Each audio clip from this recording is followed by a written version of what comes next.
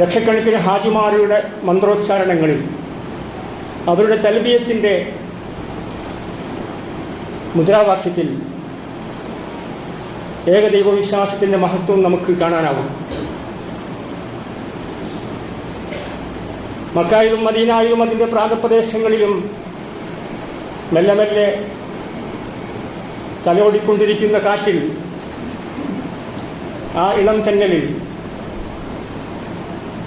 മഹാനായ ബിലാൽ ഇബ്നു റവാഹയുടെയും അമ്മാർ ഇബ്നു യാസിറിൻ്റെയും അല്ലാഹു അഹദ്, അല്ലാഹു ഏകനാകുന്നു എന്ന മുദ്രാവാക്യം നമുക്ക് കേൾക്കാൻ സാധിക്കും.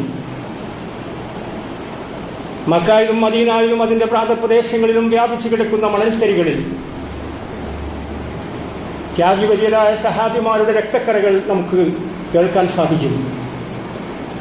യഥാർത്ഥത്തിൽ ഈ ഒരു ചൈതന്യമാണ് ഹജ്ജ് കർമ്മവും ബലിപെരുന്നാളും ഉദ്ഹിയ്യത്തും നമ്മളെ ഓർമ്മപ്പെടുത്തുന്നത്. അതുകൊണ്ട് തന്നെയാകാം മഹാനായ പ്രവാചക തിരുമേനി സല്ലല്ലാഹു അലൈഹി വസല്ലം ഹജ്ജ് കർമ്മം കഴിഞ്ഞ് തിരിച്ചു വരുന്ന ഹാജിമാരെ സംബന്ധിച്ച് വലദത്തുഹു ഉമ്മുഹു, തൻ്റെ മാതാവ് പ്രസവിച്ച കുഞ്ഞിനെ പോലെ നിഷ്കളങ്കരായി യാതൊരു പാപവുമില്ലാത്ത എല്ലാ പാപത്തിൻ്റെ കരകളിൽ നിന്നും സുരക്ഷിതരായി തിരിച്ചു വരുന്നവരാണ് എന്ന് സൂചിപ്പിച്ചത്. അങ്ങനെയുള്ള യഥാർത്ഥ വിശ്വാസികളിൽ, യുവാക്കളിൽ, വിദ്യാർത്ഥികളിൽ, സ്ത്രീകളിൽ അല്ലാഹു നമ്മളെല്ലാവരെയും ഉൾപ്പെടുത്തി അനുഗ്രഹിക്കുമാറാകട്ടെ.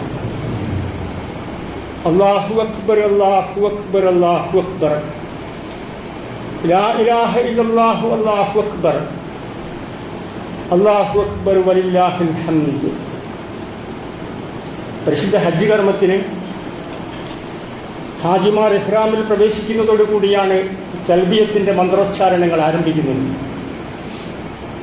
അത് യഥാർത്ഥത്തിൽ ഏകദൈവ വിശ്വാസത്തിൻ്റെ വിളംബരമാണ്. ഒരുപാട് മതങ്ങളുണ്ട്. ആ മതങ്ങളിൽ എല്ലാം വ്യത്യസ്തമായി ഇസ്ലാമിലെ ഏകദൈവ വിശ്വാസത്തിൻ്റെ മഹത്വം പുതിയ തലമുറ മനസ്സിലാക്കണം. ലൈസ കമിസ്ലിഹി ശൈഉൻ, അല്ലാഹുവിനെ പോലെ ഒരു വസ്തുവുമില്ല. ഖുൽ ഹുവല്ലാഹു അഹദ്, അല്ലാഹു ഏകനാകുന്നു. എന്നിട്ട് അവസാനം പറയുന്നത് വലം യകുൽ ലഹു കുഫുവൻ അഹദ്, അവന് തുല്യനായി മറ്റാരും തന്നെ ഇല്ല എന്നാണ്. ഇതാണ് ഇസ്ലാമിൻ്റെ അടിത്തറയും അസ്ഥിവാരവും.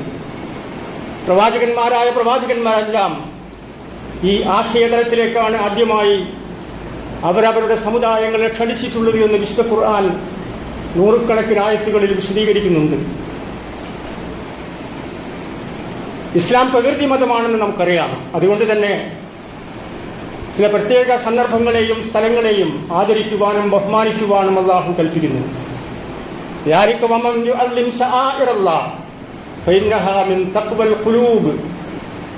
അല്ലാഹുവിൻ്റെ ചിഹ്നങ്ങളെ ശആഇറുള്ള എന്നാണ് പറയുന്നത്. അതിനെ ആദരിക്കുകയും ബഹുമാനിക്കുകയും ചെയ്യുന്നവർ, ഹൃദയങ്ങളിൽ ഭക്തിയുള്ളവർക്ക് മാത്രമേ അല്ലാഹുവിൻ്റെ ചിഹ്നങ്ങളെ ആദരിക്കാനും ബഹുമാനിക്കുവാനും സാധിക്കുകയുള്ളൂ എന്ന് ഖുർആൻ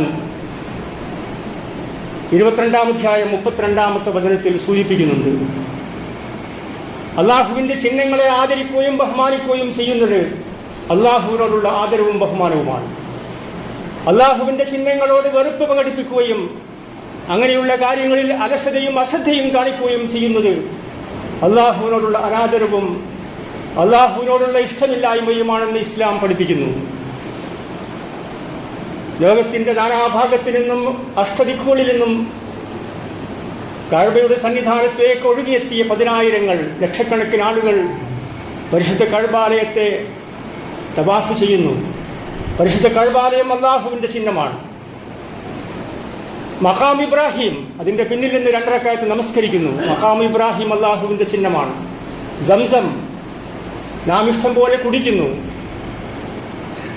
ആ ഒരു പ്രവാഹമാണ്, അത് അല്ലാഹുവിൻ്റെ ചിഹ്നമാണ്. ഇന്ന സഫാ വൽ മർവത മിൻ ശആഇരില്ലാഹ്, സഫയും മർവയും അല്ലാഹുവിൻ്റെ ചിഹ്നമാണ്.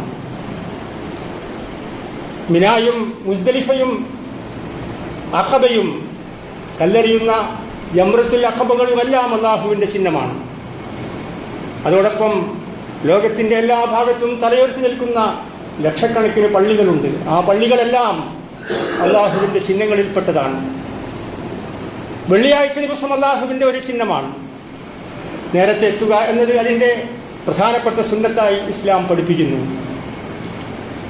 ഇങ്ങനെയുള്ള നമ്മുടെ കാലത്ത്, പുതിയ കാലഘട്ടത്തിൽ ഇങ്ങനെയുള്ള ചിഹ്നങ്ങളെ ആദരിക്കുകയും ബഹുമാനിക്കുകയും ചെയ്യുന്ന സമീപനത്തിന് നമ്മുടെ പ്രിയപ്പെട്ട കുട്ടികൾ തയ്യാറാവണം.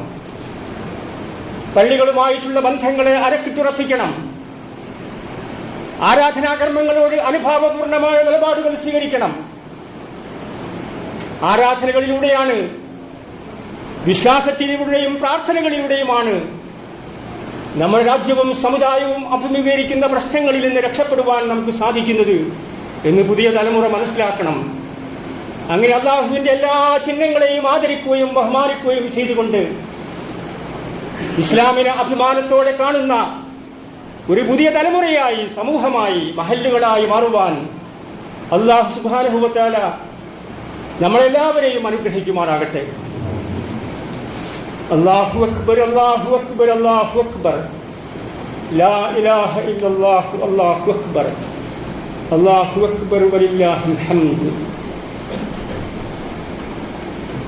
മഹാനായ ഇബ്രാഹിം നബി അലൈഹിസ്സലാത്തു വസ്സലാമിനെയും ഇസ്മായിൽ നബി അലൈഹിസ്സലാത്തു വസ്സലാമിനെയും പറ്റി വിശുദ്ധ ഖുർആൻ പരാമർശിക്കുന്ന നിരവധി സന്ദർഭങ്ങളുണ്ട്. പക്ഷേ ആ സന്ദർഭങ്ങളിലെല്ലാം വിശുദ്ധ ഖുർആൻ ഊന്നി പറഞ്ഞിട്ടുള്ള ഒരു കാര്യമുണ്ട്. ഖുൽ, പ്രവാചക പറയണം, സദഖല്ലാഹ്, അള്ളാഹു സത്യപ്പെടുത്തിയിരിക്കുന്നു, ഇതാണ് സത്യമെന്ന് പ്രഖ്യാപിച്ചിരിക്കുന്നു. ഫത്തബിഊ മില്ലത ഇബ്രാഹീമ ഹനീഫ, അതുകൊണ്ട് നിങ്ങൾ ഇബ്രാഹിമിൻ്റെ മില്ലത്ത് മുറുകെ പിടിക്കണം, പിൻപറ്റണം. ഒന്ന്, അദ്ദേഹം ഹനീഫായിരുന്നു എന്നാണ്. വക്രതയില്ലാത്തവനായിരുന്നു, കാപഠ്യമില്ലാത്തവനായിരുന്നു, വളവും തിരിവും അറിയാത്തവനായിരുന്നു. വമാ കാന മിനൽ മുശ്രിക്കീൻ, ഒരിക്കലും അദ്ദേഹം ബഹുദൈവ വിശ്വാസികളിൽപ്പെട്ടവനായിരുന്നില്ല. ഇതേ ആശയം സൂറ ബഖറയിൽ വീണ്ടും ആവർത്തിക്കുന്നുണ്ട്. വഖാലൂ കൂനൂ ഹൂദൻ ഔ നസാറാ തഹ്തദൂ ഖുൽ ബൽ മില്ലത ഇബ്രാഹിം ഹനീഫൻ വമാ കാന മിനൽ മുശ്രിക്കീൻ. 2-ാം അധ്യായം 135-ാമത്തെ വചനം. ഇവിടെ ഇബ്രാഹിം അലൈഹിസ്സലാത്തു വസ്സലാമിനെ പറ്റി പരാമർശിക്കുന്ന 2 കാര്യങ്ങളെ സംബന്ധിച്ച് പ്രത്യേകം ശ്രദ്ധിക്കുവാൻ നമുക്ക് സാധിക്കണം. ഒന്ന്, അദ്ദേഹം ബഹുദൈവ വിശ്വാസികളിൽപ്പെട്ടവനായിരുന്നില്ല എന്നാണ്. ബഹുദൈവ വിശ്വാസം മാത്രമല്ല, പുതിയ കാലത്ത് നമ്മൾ അഭിമുഖീകരിക്കുന്ന പ്രശ്നം എന്ന് പറയുന്നത് ഇബ്രാഹിം നബി ഉയർത്തിപ്പിടിച്ച ആശയങ്ങളും മഹാനായ പ്രവാചക തിരുമേനി സ്വല്ലല്ലാഹു അലൈഹി വസല്ലമ നമ്മളെ ബോധ്യപ്പെടുത്തിയിട്ടുള്ള സത്യങ്ങളുമെല്ലാം നിരാകരിക്കുകയും തള്ളിക്കളയുകയും ചെയ്തുകൊണ്ട് ബഹുദൈവാരാധനയ്ക്ക് പകരം മതനിരാസവും ഭൗതികവാദവും യുക്തിവാദവും പുതിയ തലമുറകളെ ആവാഹിച്ചു കൊണ്ടിരിക്കുന്ന അഭിശപ്തമായ കാലഘട്ടത്തിലൂടെയാണ് നമ്മുടെ കേരളീയ പശ്ചാത്തലം പോലും മുന്നോട്ട് പോകുന്നത് എന്നെ പ്രിയപ്പെട്ട കുട്ടികളും യുവാക്കളും തിരിച്ചറിയണം. മതനിരാസമാണ്, യുക്തിവാദമാണ്, ഭൗതികവാദമാണ്. എല്ലാ ധാർമ്മികമായിട്ടുള്ള നിലപാടുകളെയും തല്ലിത്തകർത്തുകൊണ്ട് മുന്നോട്ട് പോകാനുള്ള ശ്രമം പരാജയത്തിൻ്റെ കയ്പുനീരിലേക്ക് മാത്രമേ എത്തിപ്പെടുകയുള്ളൂ എന്ന് അങ്ങനെയുള്ള ആളുകളോട് വളരെ വിനയത്തോടുകൂടി പറയാൻ ഞാൻ ആഗ്രഹിക്കുകയാണ്. ഇവിടെ മതത്തെ നിരാകരിക്കുകയും തള്ളിക്കളയുകയും ചെയ്യണമെന്ന് പറയുന്നവർ എന്താണ് ലോകത്ത് ഉണ്ടാക്കിയിട്ടുള്ള നിലപാടുകളെന്ന് പരിശോധിക്കുവാൻ പുതിയ തലമുറ സന്നദ്ധമാകണം. ലോകത്ത് അധിനിവേശവും ഏകാധിപത്യവും ലോകമഹായുദ്ധങ്ങളും രക്തപ്പുഴകളുമാണ് മതത്തെ ആവശ്യമില്ലെന്ന് പറയുന്നവർ ലോകത്തിന് സംഭാവന നൽകിയിട്ടുള്ളത് എന്ന് എൻ്റെ പ്രിയപ്പെട്ട യുവാക്കൾ മനസ്സിലാക്കണം. അങ്ങനെയുള്ള ആളുകളോട് ചോദിക്കാൻ നമ്മൾ ആഗ്രഹിക്കുകയാണ്, അധിനിവേശവും ഏകാധിപത്യവും ലോകമഹായുദ്ധങ്ങളും രക്തപ്പുഴകളുമാണോ പുരോഗമനമെന്ന് പറയുന്നത്? സമാനതകളില്ലാത്ത ദുരന്തങ്ങൾ സമ്മാനിച്ചുകൊണ്ട് കോൺക്രീറ്റ് തൂണുകളിൽ പിടയുന്ന സ്ത്രീകളെയാണോ നിങ്ങൾക്ക് പുരോഗമനത്തിൻ്റെ പേരിൽ സംഭാവന ചെയ്യുവാൻ സാധിച്ചിട്ടുള്ളത്? ഇതിനെതിരിലെല്ലാം ഗസയിലും റഫയിലും കണ്ണുനീരിൻ്റെ കഥ പറയുന്ന കുഞ്ഞുങ്ങളുണ്ട്, പാവപ്പെട്ട നിരപരാധികളായിട്ടുള്ള ആളുകളുണ്ട്. അവരെ ക്രൂരമായി കശാപ്പ് ചെയ്യുന്നത് ഏത് പുരോഗമനമാണെന്ന് അവരെ കൊണ്ട് പറയിപ്പിക്കുവാൻ യുക്തിവാദികളെ കൊണ്ടും ഭൗതികവാദികളെ കൊണ്ടും നിരീശ്വരവാദികളെ കൊണ്ടും പറയിപ്പിക്കുവാൻ എൻ്റെ പ്രിയപ്പെട്ട യുവാക്കൾ സന്നദ്ധമാകണം എന്ന് വളരെ സ്നേഹത്തോടു കൂടി അവരെ ഓർമ്മപ്പെടുത്തുവാൻ ഞാൻ ആഗ്രഹിക്കുകയാണ്. ഇങ്ങനെയുള്ള ഏകാധിപത്യത്തിനെതിരിൽ ശബ്ദമുയർത്തുന്ന, തീവ്രവാദത്തിനെതിരിൽ ശബ്ദമുയർത്തുന്ന ഒരുപാട് ഏജൻസികളുണ്ട്. ആ ഏജൻസികളെ മുഴുവനും അന്താരാഷ്ട്ര നീതിന്യായ കോടതിയുണ്ട്, അന്താരാഷ്ട്ര ക്രിമിനൽ കോടതിയുണ്ട്.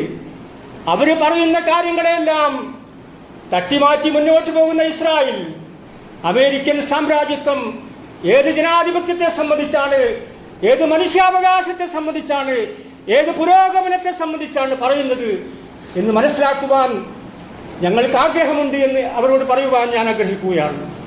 രണ്ടാമത്, പുതിയ കാലത്ത് നാം നേരിടുന്ന വെല്ലുവിളി തീവ്രവാദമാണ്. ഇസ്ലാം എന്ന് പറയുന്നത് സമാധാനത്തിൻ്റെ മതമാണ്. ഇസ്ലാം സമാധാനം, പീസ് എന്നാണ് അതിനർത്ഥം. വിശുദ്ധ ഖുർആൻ സമാധാനം വിളംബരം ചെയ്യുന്ന ഗ്രന്ഥമാണ്. വമാ അർസൽനാക ഇല്ലാ റഹ്മത്തൽ ലിൽ ആലമീൻ, ലോകത്തിന് മുഴുവനും അനുഗ്രഹമായി കൊണ്ട് മാത്രമാണ് പ്രവാചക തിരുമേനിയെ അള്ളാഹു നിയോഗിച്ചിട്ടുള്ളത്. ഇസ്ലാമും പ്രവാചകനും അള്ളാഹുവും എല്ലാ സത്യവിശ്വാസികളും കാരുണ്യത്തെ സംബന്ധിച്ചാണ്, വിനയത്തെയും വിട്ടുവീഴ്ചയും സംബന്ധിച്ചാണ് ലോകത്തെ ബോധ്യപ്പെടുത്തിയിട്ടുള്ളത്.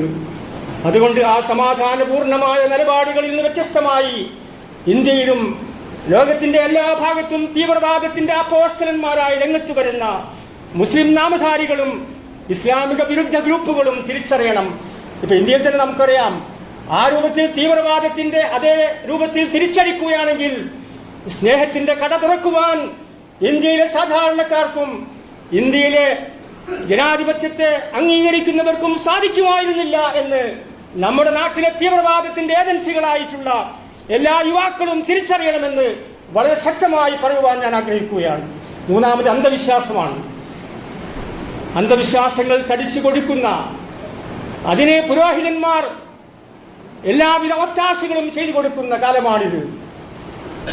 അന്ധവിശ്വാസം എന്ന് പറയുന്നത് മക്കയിലേക്ക് പോകുന്നതിന് പകരം, മദീനയിലേക്ക് പോകുന്നതിന് പകരം മറ്റ് കേന്ദ്രങ്ങളിലേക്ക് പോകണമെന്ന് പറയുന്ന മതപുരോഹിതന്മാർ ജീവിക്കുന്ന ഒരു കാലഘട്ടത്തിലൂടെയാണ് നാം കടന്നു പോകുന്നത്. ലോകത്തെ നിയന്ത്രിക്കുന്നത് മുദബ്ബിറുൽ ആലം, ഔലിയാക്കന്മാരും തങ്ങന്മാരും മക്ബറകളും ജാരങ്ങളുമാണ് ഇസ്ലാമിന്റെ അടിസ്ഥാനമെന്ന് പാവപ്പെട്ട പൊതുജനങ്ങളെ പറഞ്ഞ് പറ്റിക്കുന്ന, മതത്തെ ചൂഷണത്തിന്റെ ഉപാധിയാക്കി മാറ്റുന്ന പൗരോഹിത്യത്തിന്റെ ചങ്ങലക്കെട്ടുകൾ പൊട്ടിച്ചെറിയുവാൻ എന്നാണ് മുസ്ലിം സമുദായം ഒറ്റക്കെട്ടായി എല്ലാ അഭിപ്രായ വ്യത്യാസങ്ങളും മാറ്റിവെച്ചുകൊണ്ട് രംഗത്ത് വരിക. അന്ന് മാത്രമേ ലോകം അഭിമുഖീകരിക്കുന്ന, ഇസ്ലാം അഭിമുഖീകരിക്കുന്ന, മുസ്ലിങ്ങൾ അഭിമുഖീകരിക്കുന്ന പ്രതിസന്ധികളെ മറികടക്കാൻ നമുക്ക് സാധ്യമാവുകയുള്ളൂ എന്ന് എല്ലാ സഹോദരന്മാരും സഹോദരികളും മനസ്സിലാക്കണമെന്ന് വളരെ വിനയത്തോടു കൂടി ഞാൻ സൂചിപ്പിക്കുകയാണ്. വമിനന്നാസ്, ജനങ്ങളിലുണ്ട്, മൻ യത്തഖിദു മിൻ ദൂനില്ലാഹി അൻദാദ, അല്ലാഹുവിന് പുറമെ സമന്മാരെ സൃഷ്ടിക്കുന്നവർ. അവർ വിചാരിക്കുന്നത് അവരാണ് ഏറ്റവും, പക്ഷേ അള്ളാഹുവാണ്, അള്ളാഹുവിനോടാണ് അതിനേക്കാൾ വിശ്വാസികൾക്ക് സ്നേഹമുണ്ടാവുക എന്ന് ഖുർആൻ വിശുദ്ധ 2-ാം അധ്യായം 165-ാമത്തെ വചനത്തിൽ പറയുന്നു. രണ്ടാമത്തേത് ഇബ്രാഹിം നബി ഹനീഫായിരുന്നു എന്നുള്ള പ്രഖ്യാപനമാണ്. മതപ്രവർത്തനങ്ങളെ അങ്ങേയറ്റത്തെ സൂക്ഷ്മതയോടുകൂടി ഗൗരവതരമായി കാണുവാൻ നമുക്ക് സാധിക്കണമെന്നതാണ്. മതപ്രവർത്തനം, വെള്ളിയാഴ്ച പള്ളിയിൽ വരുന്നത്, പെരുന്നാളിന് പള്ളിയിൽ വരുന്നത്, അതൊക്കെ ഒരു കുട്ടിക്കളിയും തമാശയുമായി മാറുന്ന പുതിയ കാലഘട്ടത്തിൽ ഗൗരവതരമായി തക്ബീർ ധ്വനികൾ മുഴക്കി അള്ളാഹുവിന്റെ മഹത്വം ഉദ്ഘോഷിച്ചുകൊണ്ട് ഭക്തിയോടുകൂടി, തഖ്വയോടുകൂടി, വിശ്വാസത്തോടുകൂടി, ഈമാനോടുകൂടി നമ്മുടെ കുട്ടികളും ചെറുപ്പക്കാരും യുവാക്കളും സ്ത്രീകളും അടങ്ങുന്ന സമൂഹം ഈദ്ഗാഹുകളിലേക്ക് പുറപ്പെടുന്ന മനോഹരമായ ദൃശ്യം ലോകത്ത് ദൃശ്യമാണ്. അങ്ങനെയുള്ള ആളുകളാണ് ഹനീഫായി മാറേണ്ടത്. ഭക്തിയാണ് ഹനീഫായിട്ടുള്ള മതത്തിന്റെ അടിസ്ഥാനം. ദൈവഭക്തിയാണ് ഹനീഫായിട്ടുള്ള ഈ വിശ്വാസത്തിന്റെ അടിസ്ഥാനം എന്ന് പറയുന്നത്. നമ്മുടെ ജീവിതത്തിൽ നമ്മൾ അഭിമുഖീകരിക്കുന്ന ഒരുപാട് പ്രശ്നങ്ങളുണ്ട്. അതിന്റെ പകരമായി വക്രതയാണ്. മതപ്രവർത്തനങ്ങളിൽ വരെ വക്രതയും കാപട്യവും ഉണ്ടാകുന്നു, കുതന്ത്രങ്ങൾ ഉണ്ടാകുന്നു, വഞ്ചനയുണ്ടാകുന്നു, അഹങ്കാരമുണ്ടാകുന്നു, പൊങ്ങച്ചമുണ്ടാകുന്നു. ഒരുപാട് ദുർഗുണങ്ങൾ മുസ്ലിം സമുദായത്തിൽ പടർന്നു പിടിക്കുന്നു. കല്യാണത്തിന് കുതിരപ്പുറത്ത് കയറി പോകുന്ന മാപ്പിളമാരെയാണ് നിർഭാഗ്യവശാൽ നമുക്ക് കാണാൻ സാധിക്കുന്നത്. എല്ലാ ധാർമ്മികതയും എല്ലാ നിലവാരവും തട്ടിത്തകർത്തുകൊണ്ട് മുന്നോട്ട് പോകുന്ന പുതിയ തലമുറയുടെ മുമ്പിൽ അതൊന്നും ഇസ്ലാമല്ല എന്ന് മെല്ലെ സമാധാനത്തോടുകൂടി സ്നേഹത്തോടുകൂടി പറയുവാൻ സാധിക്കുന്ന പണ്ഡിതന്മാരും ഇസ്ലാമിക പരിഷ്കർത്താക്കളുമാണ് ആധുനിക കാലഘട്ടത്തിന് ആവശ്യമായിട്ടുള്ളത്. നമ്മുടെ നടത്തുന്ന മൃഗബലിയില്ലേ, അത് ഉപരിപ്ലവമായിട്ടുള്ള മൃഗബലി മാത്രമാകരുത്. അതിന് പകരം ആന്തരികമായിട്ടുള്ള മൃഗബലിയാണ് ഇസ്ലാം ആഗ്രഹിക്കുന്നത്. വലാകിൻ യനാലുഹു തഖ്വാ മിൻകും, നിങ്ങളിൽ നിന്നുള്ള സൂക്ഷ്മതയാണ് അല്ലാഹുവിന് ഇഷ്ടം. എല്ലാ രംഗത്തും മാതൃകയായി നിലകൊള്ളുവാൻ നമുക്ക് സാധിക്കണം. പുരുഷന്മാരെല്ലാം ഇബ്രാഹിമിനെ പോലെ ത്യാഗനിർഭരമായി മുന്നോട്ട് പോകാൻ ഏതു വെല്ലുവിളികളുടെ കുന്തമുനകൾക്ക് മുമ്പിലും ഞങ്ങൾ പിറകോട്ടില്ലെന്ന് പറയുവാൻ സാധിക്കുന്ന പുരുഷന്മാരെയാണ് കാലഘട്ടം ആവശ്യപ്പെടുന്നത്. ഭർത്താവിനോടുള്ള കൂറും ഭർത്താവിനോടുള്ള ബഹുമാനവും പ്രകടിപ്പിച്ചുകൊണ്ട് ഏത് പ്രതിസന്ധിയിലും ഏത് വെല്ലുവിളികൾക്ക് മുമ്പിലും മുന്നോട്ട് പോകുമെന്ന് ത്യാഗത്തിന്റെ തീച്ചൂളയിലൂടെ വളർന്നു വന്നിട്ടുള്ള ഹാജറ ബീവിക്കറിയാം. അവരാണ് നമ്മുടെ പ്രിയപ്പെട്ട സ്ത്രീകൾക്ക് മാതൃകയായി നിലകൊള്ളേണ്ടത്. നമ്മുടെ കുട്ടികളെല്ലാം മഹാനായിട്ടുള്ള ഇസ്മായിലിനെ പോലെ പിതാവ് പറയുന്നത് കേൾക്കുകയും അള്ളാഹുവിന്റെ കൽപ്പനകൾ ശിരസാവഹിക്കുകയും ചെയ്യുന്ന അച്ചടക്കമുള്ള ആദർശനിഷ്ഠയുള്ള എല്ലാ കാര്യങ്ങളും കൃത്യമായി A+ ലഭിക്കുന്ന, +2 ഡിഗ്രിയിലും A+ ലഭിക്കുന്ന അങ്ങനെയുള്ള സമാന മനസ്കരായിട്ടുള്ള പുതിയ തലമുറ, ഇസ്ലാമിക തലമുറ, മുസ്ലിം സമുദായത്തിന്റെ കുടുംബങ്ങൾ വളർന്നു വരണമെന്നാണ് ഇസ്ലാം ആഗ്രഹിക്കുന്നത്. എന്നാൽ ഒരു കാര്യം ഞാൻ സൂചിപ്പിക്കുന്നു, വമൻ യർഗബു അൻ മില്ലത്തി ഇബ്രാഹിം, ഇബ്രാഹിമിന്റെ ഈ മാർഗത്തെ നിരാകരിക്കുന്നവർ, ആവശ്യമില്ലെന്ന് പറയുന്നവർ, ഞങ്ങൾക്ക് കുടുംബം ആവശ്യമില്ലെന്ന് പറയുന്നവർ, ഞങ്ങൾക്ക് മാതാപിതാക്കൾ ആവശ്യമില്ലെന്ന് പറയുന്നവർ, ഒരു കാര്യം അറിയണം, ഇബ്രാഹിമിനെ മറുക്കുന്നവർ അവർ അവസാനം പരാജയത്തിലേക്ക് എത്തിപ്പെടുമെന്ന് ഖുർആൻ പ്രഖ്യാപിക്കുന്നു. ഇല്ലാമൻ സഫിയ നഫ്സ, സ്വന്തം വിഡ്ഢിയാകനല്ലാതെ അങ്ങനെയുള്ള നിലപാടുകൾ സ്വീകരിക്കുകയില്ല. ഇബ്രാഹിം നബി അള്ളാഹു ലോകത്തും പരലോകത്തും തിരഞ്ഞെടുത്തിരിക്കുന്നു. അങ്ങനെയുള്ള ഇബ്രാഹിമിന്റെ മില്ലത്ത് ഉയർത്തിപ്പിടിക്കുന്ന വിശ്വാസികളിൽ അള്ളാഹു നമ്മളെല്ലാവരെയും ഉൾപ്പെടുത്തുമാറാകട്ടെ. അല്ലാഹു അക്ബർ, അല്ലാഹു അക്ബർ, അല്ലാഹു അക്ബർ, ലാ ഇലാഹ ഇല്ലല്ലാഹു, അല്ലാഹു അക്ബർ, അല്ലാഹു അക്ബർ വലില്ലാഹിൽ ഹംദ്. പ്രവാചകനോടുള്ള അതിരറ്റ സ്നേഹം അള്ളാഹുവിനോടുള്ള അതിരറ്റ സ്നേഹമായി മാറുന്ന കാഴ്ച നമുക്ക് കാണാം. എല്ലാ പ്രവാചകന്മാർക്കും അള്ളാഹുവിനോട് അങ്ങേയറ്റം ഇഷ്ടമായിരുന്നു. അതിലേറ്റവും പ്രധാനപ്പെട്ടത് ഇബ്രാഹിം നബിയുടെ ആ ഒരു ഇഷ്ടമാണ്. യാ ഇബ്രാഹിം അത് സദ്ദഖ്തറുയ്യ, ഇബ്രാഹിം താങ്കൾ സ്വപ്നം സാക്ഷാത്കരിച്ചിരിക്കുന്നു, ഇനി ബലിയെടുക്കേണ്ട ആവശ്യമില്ല. ഇങ്ങനെയാണ് നല്ല പ്രവർത്തനങ്ങൾ ചെയ്യുന്നവർക്ക് നാം പ്രതിഫലം നൽകുന്നത്. പിതാവ് എറിഞ്ഞോടിച്ച കഥ നമുക്കറിയാം. മക്കയിൽ ഇസ്മായിലിനെയും ഹാജറ ബീവിയെയും താമസിപ്പിച്ച ചരിത്രം നമുക്ക് പരിചയമുണ്ട്. അഗ്നികുണ്ഡത്തിലേക്ക് വലിച്ചെറിയപ്പെട്ടു, പരിശുദ്ധ കഅബാലയം പണിതുയർത്തി, അവസാനം മകനെ ബലിയെടുക്കാൻ സന്നദ്ധമായി. ഇത് ഖാല ലഹു റബ്ബുഹു അസ്ലിം ഖാല അസ്ലംതു റബ്ബിൽ ആലമീൻ. അല്ലാഹു പറഞ്ഞു, ഇബ്രാഹിം താങ്കൾ അല്ലാഹുവിനെ അർപ്പിക്കണം. എല്ലാം അല്ലാഹുവിനെ അർപ്പിച്ചുകൊണ്ട് പൂർണ്ണമായി അല്ലാഹുവിനെ കീഴ്പ്പെട്ടുകൊണ്ട് ജീവിച്ച ഇബ്രാഹിമിന്റെ മാതൃകയാണ് വിശ്വാസികൾക്ക് ആവശ്യമായിട്ടുള്ള. 2-ാം അധ്യായം 131-ാമത്തെ വചനം. എല്ലാവർക്കും ആഘോഷ ദിനങ്ങളുണ്ട്. നമുക്ക് 2 ആഘോഷ ദിനങ്ങളാണുള്ളത്. ഒന്ന് ഈദുൽ ഫിത്തറും 2 ഈദുൽ അദ്ഹയും. പക്ഷേ എല്ലാ ആഘോഷങ്ങളുടെയും പര്യവസാനം മദ്യക്കുപ്പുകളിൽ ലഹരിയിൽ അഭയം തേടുന്ന അവസ്ഥയാണ്. നമ്മുടെ യുവാക്കൾ സ്നേഹത്തോടെ ഞാൻ ആവശ്യപ്പെടുന്നു, അങ്ങനെയുള്ള കാര്യങ്ങളിൽ നിന്ന് പൂർണ്ണമായും വിട്ടുനിൽക്കാൻ നമ്മളെല്ലാവരും കുടുംബങ്ങളുമെല്ലാം പ്രത്യേകമായി ശ്രദ്ധിക്കണമെന്ന് ആവശ്യപ്പെടുകയാണ്. നമ്മുടെ ആരാധനകൾ എന്ന് പറയുന്നത്, നമ്മുടെ ആഘോഷം എന്ന് പറയുന്നത് തക്ബീർ ധരികളാണ്, മന്ത്രോച്ചാരണങ്ങളാണ്, ഫിത്ർ സക്കാത്താണ്, ഉൽഹിയ്യത്താണ്, ഉത്ബോധനമാണ്. എന്നാൽ ജനങ്ങളുമായിട്ടുള്ള ബന്ധമാണ്, അള്ളാഹുമായിട്ടുള്ള ബന്ധമാണ്. ഒരുപത്ത് അലൈഹിമുല്ല, അവർക്ക് നിന്ദ്യത പിടികൂടി, അപമാനം പിടികൂടി. എവിടെയായിരുന്നാലും 2 കാര്യങ്ങൾ നാം ചെയ്താൽ മാത്രമേ അപമാനത്തിൽ നിന്ന് രക്ഷപ്പെടാൻ നമുക്ക് സാധിക്കൂ. ഇല്ലാ ബിഹബ്ലിൻ മിനല്ലാഹി വഹബ്ലിൻ മിനന്നാസ്. ഒന്ന്, എല്ലാവരും അള്ളാഹുവിനോടുള്ള അള്ളാഹുവിൻ്റെ പാശം മുറുകെ പിടിക്കണം. അള്ളാഹുവിനോടുള്ള ബന്ധങ്ങളെ അരക്കുറ്റുറപ്പിക്കണം. എങ്കിൽ മാത്രമേ അപമാനത്തിൽ നിന്ന്, പ്രയാസത്തിൽ നിന്ന്, പരീക്ഷണങ്ങളിൽ രക്ഷപ്പെടാൻ നമുക്ക് സാധിക്കൂ. 2ാമത് അത് മാത്രം പോരാ, പള്ളിയിൽ മാത്രം കുത്തിയിരുന്നാൽ പോരാ. ഇല്ലാ ബിഹബ്ലിൻ മിനന്നാസ്, ജനങ്ങളുമായിട്ടുള്ള ബന്ധങ്ങളെ അരക്കുറ്റുറപ്പിക്കണം. ഇന്നത്തെ ഖുത്ബയുടെ മെസ്സേജ് അതാണ്. അള്ളാഹുവുമായിട്ടുള്ള ബന്ധങ്ങൾ അരക്കുറ്റുറപ്പിക്കുക എന്നതുകൊണ്ട് ആരാധനകളും അനുഷ്ഠാനങ്ങളും ജീവിത രീതികളും സലാം പറയലും രോഗികളെ സന്ദർശിക്കലും ജനാസ അനുഗമിക്കലും എല്ലാം അതിൻ്റെ ഭാഗമാണ്. അതുവഴി അള്ളാഹുവുമായിട്ടുള്ള നിരന്തരമായിട്ടുള്ള സമ്പർക്കം നമ്മുടെ കുട്ടികൾക്കുണ്ടാകണം, ചെറുപ്പക്കാർക്കുണ്ടാകണം, നമ്മുടെ വീടുകളിലുണ്ടാകണം, നമ്മുടെ മഹല്ലുകളിലുണ്ടാകണം. അതോടൊപ്പം ജനങ്ങളുമായിട്ടുള്ള ബന്ധങ്ങൾ വിച്ഛേദിച്ചുകൊണ്ട് മുന്നോട്ട് പോകുന്ന ഒരു സമുദായമായി നാം മാറുകയാണെങ്കിൽ ഒരിക്കലും അള്ളാഹു നമ്മളെ സഹായിക്കുകയില്ല എന്ന് തിരിച്ചറിയാൻ നമുക്ക് സാധിക്കണം. അന്താരാഷ്ട്രീയമായിട്ടുള്ള പ്രശ്നങ്ങളുണ്ട്, ദേശീയമായിട്ടുള്ള പ്രശ്നങ്ങളുണ്ട്, പ്രാദേശികമായിട്ടുള്ള ആ കാര്യങ്ങളിലെല്ലാം മുസ്ലിം സമുദായം അപമാനീകരിക്കപ്പെട്ടുകൊണ്ടിരിക്കുന്ന, അപമാനത്തിന്റെ കയ്പുനീർ അനുഭവിക്കുന്ന പശ്ചാത്തലം നിലവിലുണ്ട്. അത് മാറ്റിയെടുക്കുവാൻ നമുക്ക് സാധിക്കണമെങ്കിൽ ഒറ്റമൂലി എന്ന് പറയുന്നത് എല്ലാ യുവാക്കളും, എല്ലാ ചെറുപ്പക്കാരും, എല്ലാ സ്ത്രീകളും പ്രപഞ്ച സൃഷ്ടാവായ അള്ളാഹുവുമായിട്ടുള്ള ബന്ധങ്ങളെ അരക്കിട്ടുറപ്പിക്കണം. രണ്ടാമതായി, നാട്ടിൽ കഷ്ടപ്പെടുകയും പ്രയാസങ്ങൾ അനുഭവിക്കുകയും ചെയ്യുന്ന, കണ്ണുനീരിൻ്റെ കഥ പറയുന്ന രോഗികളോടും പാർശ്വവൽക്കരിക്കപ്പെട്ടവരോടും നിരാലംബരോടും അനാഥകളോടും അഗതികളോടും പാവപ്പെട്ടവരോടും ദാരിദ്ര്യത്തിൻ്റെ കയ്പുനീർ അനുഭവിക്കുന്ന ആളുകളോട് സഹായത്തിൻ്റെ കരങ്ങൾ നീട്ടാൻ, അവരുടെ എല്ലാ പ്രശ്നങ്ങളെയും പരിഹരിക്കുവാനുള്ള അവബോധമാണ്, മാനസികാവസ്ഥയാണ് വിശ്വാസികൾക്കുണ്ടാകേണ്ടത്. അള്ളാഹു അതിനെ നമ്മൾ അനുഗ്രഹിക്കുമാറാകട്ടെ. അല്ലാഹു അക്ബർ, അല്ലാഹു അക്ബർ, അല്ലാഹു അക്ബർ, ലാ ഇലാഹ ഇല്ലല്ലാഹു, അല്ലാഹു അക്ബർ, അല്ലാഹു അക്ബർ വലില്ലാഹിൽ ഹംദ്. മുസ്ലിം സമുദായം ഉത്തമ സമുദായമാണ്. എല്ലാ നന്മകളിലേക്കും കൂടുതൽ വ്യാപിക്കുവാൻ നമുക്ക് സാധിക്കണം. യഥാർത്ഥത്തിൽ നമ്മുടെ വ്യക്തിത്വം നന്നാകണം. പേഴ്സണാലിറ്റി ഡെവലപ്മെൻറ്റ് വളരെ പ്രധാനപ്പെട്ടതാണ്. നമ്മുടെ ഫാമിലി വളരെ നല്ല രൂപത്തിലാകണം. അങ്ങനെ സമൂഹവും രാഷ്ട്രവുമെല്ലാം ഉയർന്ന വിധാനത്തിലേക്ക് ഉയരണം. അങ്ങനെ വിദ്യാഭ്യാസ രംഗത്ത് നമ്മളായിരിക്കണം മുന്നിൽ. SLCക്ക് ഫുൾ A+ കിട്ടുന്നവരിൽ നമ്മളുടെ കുട്ടികളായിരിക്കണം മുമ്പിൽ. ആ രൂപത്തിൽ സാംസ്കാരിക രംഗത്ത് ഇപ്പോൾ ലൈബ്രറി അങ്ങനെയുള്ള പ്രവർത്തനങ്ങൾ അതിലും നമ്മൾ ഉണ്ടാകണം. എല്ലാ രംഗത്തും നമ്മൾ ഉണ്ടാകണം. അതുവഴി ഇസ്ലാമിൻ്റെ പാരമ്പര്യം ഉയർത്തിപ്പിടിക്കണം. ഇസ്ലാമിൻ്റെ മാതൃക പിൻപറ്റണം. ഉലൈക യുസാരിഊന ഫിൽ ഖൈറാത്ത്, എല്ലാ നന്മകളിലും മുന്നേറുന്നവരാണ് അവർ.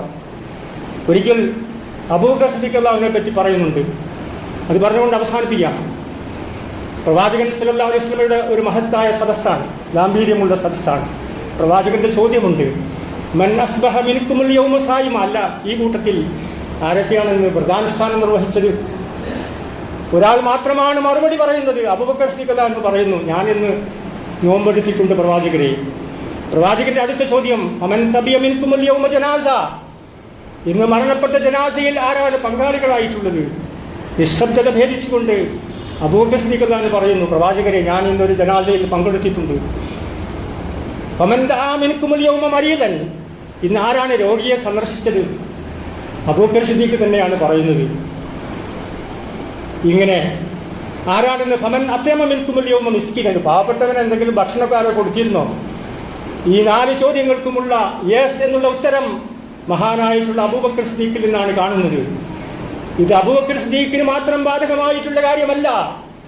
ലോകത്തുള്ള എല്ലാ മുസ്ലിങ്ങളും, എല്ലാ യുവാക്കളും, എല്ലാ ചെറുപ്പക്കാരും നോമ്പ് നോൽക്കാനും ജനാസയിൽ പങ്കാളികളാകാനും പാവപ്പെട്ടവർക്ക് അത്താണിയായി മാറാനും രോഗികളെ സന്ദർശിക്കാനുമുള്ള വിശാല കാഴ്ചപ്പാടിലേക്ക് തിരിച്ചു വരണം.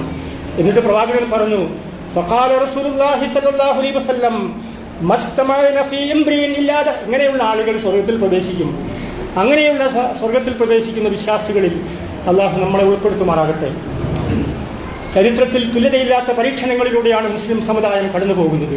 വംശീയ കലാപങ്ങളാണ്, ഉന്മൂലന ഭീഷണിയാണ്, വിശ്വാസികളെ ധ്രുവീകരിക്കാനുള്ള ശ്രമങ്ങളാണ് നടക്കുന്നത്. വെറുപ്പുൽപാദന കേന്ദ്രങ്ങളാണ് നമ്മുടെ പ്രധാനമന്ത്രി പോലും നടത്തുന്നത്. മുസ്ലിം സംഘടിത ശക്തിയെ ശിഥിലമാക്കാനുള്ള ശ്രമങ്ങളാണ്. ഇവിടെ ബുൾഡോസറാണ്, പരീക്ഷണങ്ങളാണ്. ഞാൻ ദീർഘിപ്പിക്കുന്നില്ല. ഇവിടെ മതത്തെ സംബന്ധിച്ചിടത്തോളം നമ്മുടെ ജനാധിപത്യവും നമ്മുടെ സോഷ്യലിസവും മതേതരത്വവും ശക്തിപ്പെടുത്തി വെറുപ്പുൽപാദന കേന്ദ്രങ്ങളെ സ്നേഹത്തിൻ്റെ കട തുറന്നുകൊണ്ട് പ്രതിരോധിക്കുവാൻ ആവശ്യമായിട്ടുള്ള പദ്ധതികളാണ് ആധുനിക കാലഘട്ടത്തിലെ മുസ്ലിം സമുദായത്തിൻ്റെ അജണ്ട എന്ന് പറയുന്നത്. അങ്ങനെയാണല്ലോ ഇപ്പോൾ നമ്മൾ കുറച്ചൊക്കെ ഒരു സമാധാനവും സ്നേഹമൊക്കെ ഉണ്ടാക്കാൻ കഴിഞ്ഞത്. 400-ലധികം സീറ്റ് ലഭിക്കുമെന്ന് പറഞ്ഞവർ ഇവിടെ തപസ്സിരിക്കേണ്ട ഗതികളിലേക്ക് എത്തിച്ചേർന്നത് എങ്ങനെയാണെന്ന് നമ്മളൊക്കെ ആലോചിക്കണം. നമ്മുടെ സ്നേഹമാണ്, ബഹുമാനമാണ്, ആദരവാണ്, മറ്റുള്ള എല്ലാവരെയും ചേർത്ത് പിടിച്ചിട്ടുള്ള നമ്മുടെ പ്രാർത്ഥനകളാണ്. ആ പ്രാർത്ഥനകളിലൂടെയാണ് നമ്മൾക്ക് ഇങ്ങനെ ആശ്വാസം ലഭിച്ചിട്ടുള്ളത്. നമ്മുടെ ഭരണഘടനയെ പ്രത്യേകമായിട്ടുള്ള രീതിയിലേക്ക് മാറ്റാനുള്ള ശ്രമങ്ങൾ നടക്കുന്നു. ന്യൂനപക്ഷങ്ങളും ദലിത് പിന്നോക്ക വിഭാഗങ്ങളെയും അവഗണിക്കുന്നു. സാമ്പത്തികമായി അവരെ മോശമാക്കി ചിത്രീകരിക്കുന്നു. അവസാനം ഒരു അവതാര പുരുഷനായ രംഗത്ത് വന്ന് തപസ്സിരിക്കേണ്ട ഗതികളിലേക്ക് അത്തരം ആളുകളെ എത്തിച്ചത് നമ്മുടെ പ്രാർത്ഥനകളും നമ്മുടെ പ്രവർത്തനങ്ങളുമാണ്. നാം യഥാർത്ഥത്തിൽ മറ്റുള്ളവർക്ക് മാതൃകയായി നിലകൊള്ളുക എന്നാണ്. ഇസ്ലാം എന്ന് പറയുന്ന മതത്തെ സംബന്ധിച്ച് നമ്മൾ അറിയണം. അതിൻ്റെ സാംസ്കാരികമായിട്ടുള്ള തനിമ നമ്മൾ തിരിച്ചറിയണം. സൽക്കർമ്മങ്ങളെ സംബന്ധിച്ചാണ് അത് പറയുന്നത്. ദീനും ഇസ്ലാമും എല്ലാം മക്കളെ പറ്റി പറയുന്നു. സലാം പറയണം, രോഗികളെ സന്ദർശിക്കണം, പരിചയക്കാർക്കും അല്ലാത്തവർക്കും ആളുകൾക്ക് ഭക്ഷണം നൽകണം. വൃത്തി വളരെ പ്രധാനപ്പെട്ടതാണ്. അയൽപക്ക ബന്ധങ്ങളെ കാത്തു സൂക്ഷിക്കണം. മാതാപിതാക്കളോട് സ്നേഹവും ബഹുമാനവും പ്രകടിപ്പിക്കണം. മാതാപിതാക്കളെ സ്നേഹിക്കുകയും പരിചരിക്കുകയും ചെയ്യണം. നമ്മുടെ മാതാക്കൾ എന്തുമാത്രം ബുദ്ധിമുട്ടുകളാണ് സഹിച്ചിട്ടുള്ളത്. ഭർത്താവും ഭാര്യയും തമ്മിൽ ഊഷ്മളമായിട്ടുള്ള ബന്ധങ്ങൾ ഉണ്ടാകണം. മാതാപിതാക്കളും മക്കളും തമ്മിൽ അങ്ങേയറ്റത്തെ സ്നേഹവും ബഹുമാനവും ഉണ്ടാകണം. മക്കൾ സോഷ്യൽ മീഡിയയിൽ വിഹരിക്കുകയാണ്. ലൈക്കും കമാൻഡുകളും ഒക്കെ നമ്മൾ അടിക്കാറുണ്ട് പലപ്പോഴും. പക്ഷേ ആ ചെലവഴിക്കുന്ന സമയത്തെപ്പറ്റി നമ്മൾ ശ്രദ്ധിക്കണം. ആവശ്യത്തിന് എല്ലാ കാര്യങ്ങളും ചെയ്യാവുന്നതാണ്. അവിടെ നിയന്ത്രണങ്ങൾ ഏർപ്പെടുത്താൻ ഞാൻ ഇന്ന് പ്രത്യേകമായി ആവശ്യപ്പെടുകയാണ്. കാരണം ആരാധനകളെ ബാധിക്കും, പഠനത്തെ ബാധിക്കും. അതൊക്കെ ബാധിക്കുന്നത് കൊണ്ട് സോഷ്യൽ മീഡിയയിലുള്ള നിയന്ത്രണം ഏർപ്പെടുത്താൻ ഇന്നത്തെ പെരുന്നാളിൻ്റെ സന്ദേശമായി ഞാനടക്കമുള്ള എല്ലാ ആളുകളോടും വളരെ സ്നേഹത്തോടു കൂടി ആവശ്യപ്പെടുകയാണ്. നമ്മുടെ സംസാരമൊക്കെ ഒന്ന് നന്നാക്കണം, നമ്മുടെ പെരുമാറ്റങ്ങൾ നന്നാക്കണം. ഡോക്ടർ മുസ്തഫ സബായി പറഞ്ഞിട്ടുണ്ട് നമ്മളെ പെരുമാറ്റം എങ്ങനെ ആയിരിക്കണം. ഞാനിപ്പോൾ എൻ്റെ ഉമ്മയോട് സംസാരിക്കുകയാണെങ്കിൽ ഉമ്മയ്ക്ക് തോന്നണം എൻ്റെ ഈ മകന് മാത്രമാണ് എന്നെ ഏറ്റവും കൂടുതൽ സ്നേഹിക്കുന്നത് എന്ന്. ഞാൻ ഭാര്യയോട് സംസാരിക്കുകയാണെങ്കിൽ ഭാര്യയ്ക്ക് തോന്നണം എൻ്റെ ഭർത്താവാണ് എന്നെ കൂടുതൽ ലോകത്തെന്നെ കൂടുതൽ സ്നേഹിക്കുന്നത്. ഞാൻ എൻ്റെ ഉപ്പയോട് സംസാരിക്കുക, ഉപ്പയ്ക്ക് തോന്നണം ലോകത്ത് മറ്റാരും കാണിക്കാത്ത സ്നേഹമാണ്, ബഹുമാനമാണ് എൻ്റെ മകൻ എന്നോട് കാണിക്കുന്നത്. എൻ്റെ അയൽവാസിക്ക് തോന്നണം. അപ്പോൾ അയൽവാസികളോടും ബന്ധുക്കളോടുമെല്ലാം അങ്ങേയറ്റത്തെ സ്നേഹവും ബഹുമാനവും കാണിക്കുന്ന പുതിയ തലമുറയാണ്. സ്നേഹവും വാത്സല്യവും നിറഞ്ഞൊഴുകുന്ന ഒരു സമുദായമാണ് നമുക്ക് ആവശ്യമായിട്ടുള്ളത്. ഖുർആൻ പഠനം വളരെ പ്രധാനപ്പെട്ടതാണ്.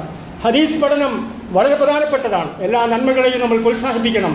എല്ലാ തിന്മകൾക്കെതിരിലും ശക്തമായി നിലകൊള്ളുവാൻ നമുക്ക് സാധിക്കണം. കുട്ടികളെ സംബന്ധിച്ചിടത്തോളം വളരെ പ്രധാനപ്പെട്ട ശ്രദ്ധ നമുക്ക് ആവശ്യമാണ്. ഞാൻ അവസാനിപ്പിക്കുകയാണ്. അതുകൊണ്ട് ഈ ഖുർആൻ പഠനം പോലെയുള്ള കാര്യങ്ങൾ നമ്മുടെ ഈ പള്ളി കേന്ദ്രീകരിച്ച് നടക്കുന്നുണ്ട്. അതേ രൂപത്തിൽ മറ്റ് പള്ളി കേന്ദ്രീകരിച്ചും നടക്കാം. എവിടെ നടന്നാലും ആ കാര്യങ്ങളുമായി സഹകരിക്കുവാൻ നമുക്ക് എല്ലാവർക്കും സാധ്യമാവണം. നമ്മുടെ സമൂഹത്തിൽ ഇപ്പോൾ കുവൈത്തിൻ്റെ അപകടമുണ്ട്. നമുക്ക് അവരോടുള്ള പ്രാർത്ഥനയുണ്ട്, ഐക്യദാർഢ്യമുണ്ട്. മനുഷ്യാവകാശങ്ങൾക്കെതിരെയുള്ള പോരാട്ടമാണ് നമുക്ക് ആവശ്യം.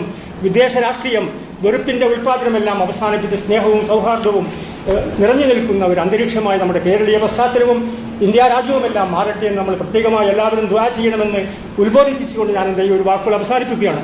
അല്ലാഹു സുബ്ഹാനഹു വ തആല ലോകത്തിൻ്റെ വ്യത്യസ്തമായിട്ടുള്ള കോണുകളിൽ പ്രയാസപ്പെടുന്ന, ബുദ്ധിമുട്ടനുഭവിക്കുന്ന ഒരുപാട് നിരപരാധികളായിട്ടുള്ള കുഞ്ഞുങ്ങളുണ്ട്, സ്ത്രീകളുണ്ട്. അവർക്കെല്ലാം അല്ലാഹു സുബ്ഹാനഹു വ തആല സമാധാനവും ആശ്വാസവും നൽകുമാറാകട്ടെ.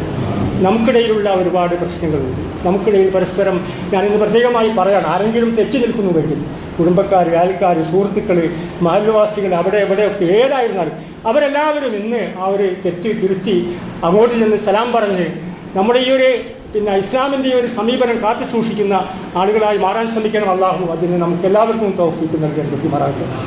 മാതാപിതാക്കളെ അങ്ങേയറ്റം സ്നേഹിക്കാനും ഇഷ്ടപ്പെടാനും പരിചരിക്കാനും അല്ലാഹു നമുക്ക് തൗഫീഖ് നൽകുമാറാകട്ടെ.